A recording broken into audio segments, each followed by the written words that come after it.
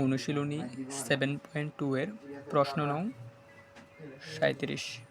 ঠিক আছে, প্রশ্নটি হচ্ছে ইন্টিগ্রালস উপরে x³ সাইন ব্র্যাকেটে tan inverse x⁴ divided by 1 plus x⁴8। তো এই ক্ষেত্রে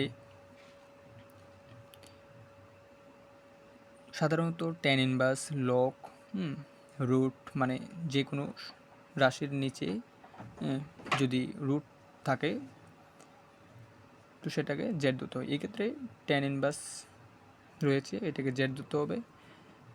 আদারওয়াইজ এখানে কস ইনভার্স সাইন ইনভার্স যাই থাকুক না কেন সেটাকে জেড ধরে অঙ্কটা করতে হবে। তো ধরি tan inverse x⁴ equal to Z, উভয় দিকে ডেরিভেটিভ করলাম। tan inverse x⁴ equal to ddx of Z.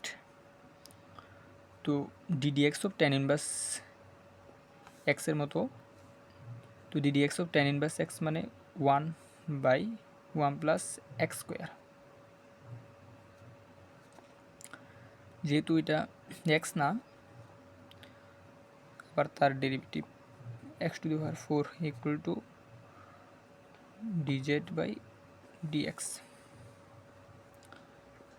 1/1 plus x⁴8 dot ddx of x⁴n। তো এটা সূত্র হচ্ছে n ডট x⁴n-1।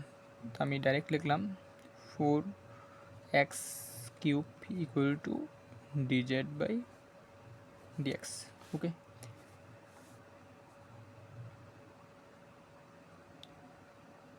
তো এবার 4x³ 1 এর সাথে গুণ হলে হবে 4x³ by 1 plus x⁴8 by equal to dz/dx।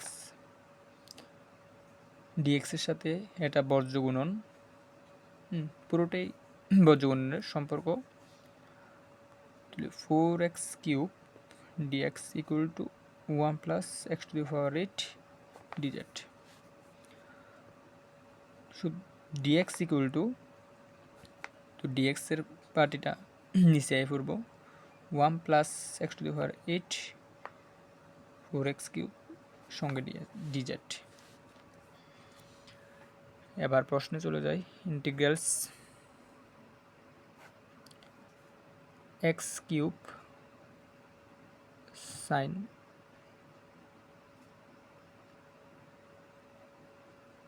তো tan ইনভার্স x⁴ এর জেড ধরছি, জেড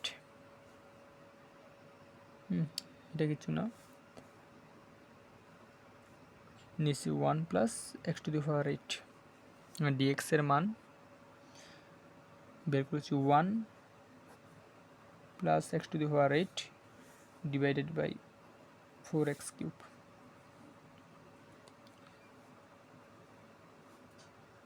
তাহলে উপরে আর নিচে কাটা গেছে,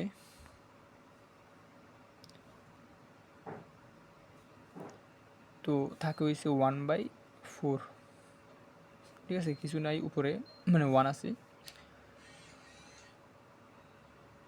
আর এদিকে 4x³ এর সাথে x³ আর x³ সাইন জেডের সাথে x³ কাটা গেছে, থাকে সাইন জেড dz। ওকে,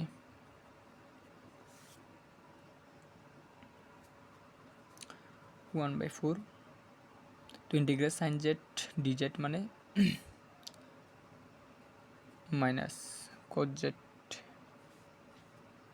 প্লাস 1/4